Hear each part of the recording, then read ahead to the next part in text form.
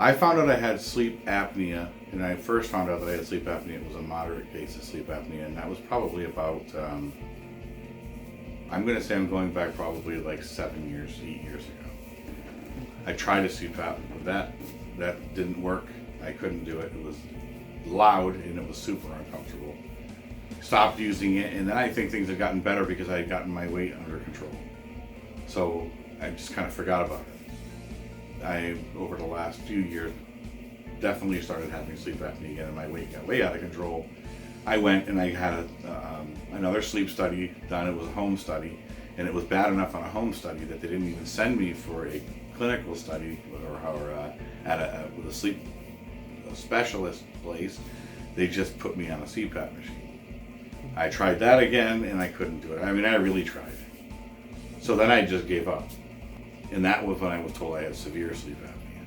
And then I probably went another, a year and a half before I started this again, and my weight just kept getting worse. The first time I ever heard about them was online, and I actually tried buying one of those things that, hooks to your tongue, and it didn't work. So I changed my health insurance. My wife and I changed our health insurance in January, and I went to my primary care. His name is Dr. Shaw. He's the one that told me that, hands down, I got to get my sleep apnea fixed because all my problems, my high blood pressure, my weight, psoriasis, everything that was going wrong with me was from sleep apnea. And he's the one that told me about the dental device, and he actually sent me here because obviously there's a huge difference in what you see online to what you're getting when you go to somebody that specializes in a quality piece. It's a big difference. My first couple nights with the dental device were uncomfortable. I'm not gonna lie, I took it out halfway through the night when I woke up. The second night, I think I made it a little bit longer, and I was a little sore in the morning, so I skipped the night. I did the typical drag my feet a little bit, thinking, I didn't know if I was going to be able to do it. Well, I put it in and I slept with it, and I felt the difference the next morning, so then I slept with it again. Every night got better.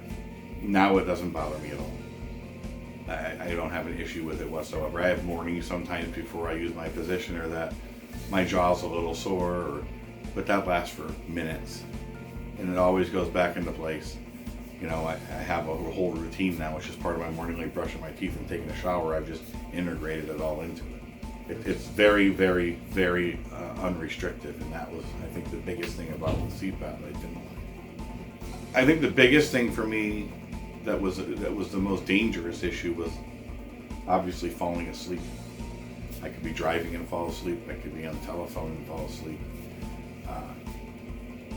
As simple as trying to watch a movie. It could take me 4 times to watch a movie. I'd have to watch it in pieces because I couldn't stay awake. Falling asleep at work.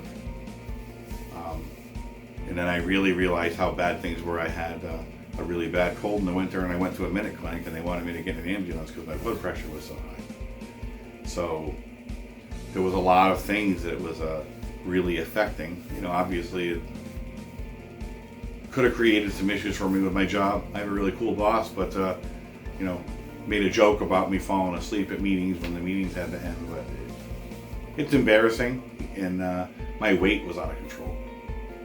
Even exercising, my weight would continue to go up. So since I've started using this, my blood pressure is actually 120/80 with no prescription. My weight's down 30 pounds in a month and a half with exercising, eating right, and using the device. So my quality of life went from, it's 180 degrees. I'm a whole different person. And I'll be honest, I would never do that if I didn't believe in it. I can't get over how different my life is right now. The CPAP machine was almost like having another piece of carry-on luggage when you got in an airplane. It's a little suitcase. Not that it's huge, but it's still another piece. This is the size of a cup. Put it in my cup holder in my truck. I just make sure that I don't leave it where it's going to be sitting in the heat, but I wouldn't. I think that's one thing they tell you is not to put it in your carry-on in your luggage, or I'm sorry, in your luggage that goes down below on an airplane. If you go, you can bring it in your carry-on. But it's super easy. It takes like 5 minutes. It's supposed to sit inside the cleaning solution. I dry it off, and now I have a cup. you know, and even the morning positioner, everything, that's all simple to clean and carry because it's small.